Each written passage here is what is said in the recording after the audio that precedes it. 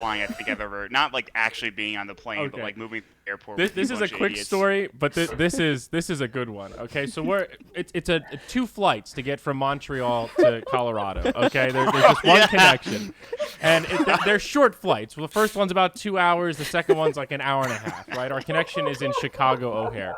So first flight is one of those little tiny dinky planes that has like two rows that are 2 seats, so it's itty bitty. For people like Slacks, oh, it's tight, man. It's no fun at all. He lucks out. He gets a front row seat, the one where you get that extra leg room. You know, you got to put your bag up top. He's in there. He's buckled in. He's good. Mont and I are sitting in like 3rd row, opposite sides, so we can see it. You know, the bald spot. You know, but we've got a comfortable buffer. Me and Grant So- are way in the back ass of the plane. We couldn't see any of this. Right. So we hear the announcement. The lady's doing the little safety demonstration. They say, well, we've got a problem here. We've got 2 empty seats in the back, and we need 2 people from the first 4 rows to move back so we can level out the weight difference so that the plane flies okay.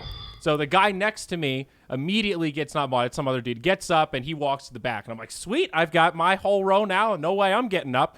And a few minutes goes by. The stewardess is standing there. You know, she's just looking more and more grumpy, progressively making more awkward eye contact with different strangers. After about 5 minutes, Slack stands up and goes, all right, fine, I'll do it.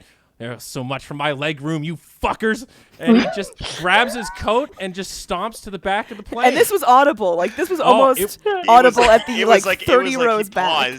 He paused as he got up, and he's like, "You fuckers!" And like everybody, me and Andrew start laughing immediately. We're just fucking cracking No up. one And else he's is like, laughing. There's these 2 elderly people in the first 2 seats on the right side of the plane, and they are looking confused and scared that And this remember- this giant man is just like calling people out. And I it's guess. like, it's 7 in the morning. You know, it's like everyone is still completely groggy, and the stewardess is just completely dumbfounded. The look on her face was like, I think this is wrong. I can probably get him in trouble, but is it worth it? And did he really do anything wrong? Like, she just didn't know what to do at all. And all these old people were mumbling, just like, oh my God, I think he just said the F word. Oh, yes, he did. And then that was it. And then we took off, and everybody forgot about it. And There was that one guy. It was like, I think he was in front of me or something.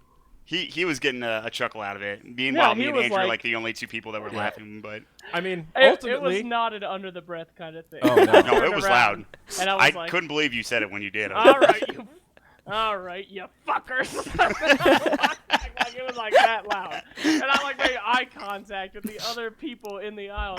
All right, you fuckers. And then I like shuffled to the back of the but I think you got away with it because you did the patented mad. maniac he was Slacks smiling when he laughed said it. afterwards. You know, you did the Oh, like, yeah, I could hear the cackle. I was in like row 35 Yeah. at the back of the plane. It was like typical Slacks, honestly. They just didn't know how to deal with it. They didn't know. They didn't understand. Yep. It's like, what's happening? all right, you fuckers.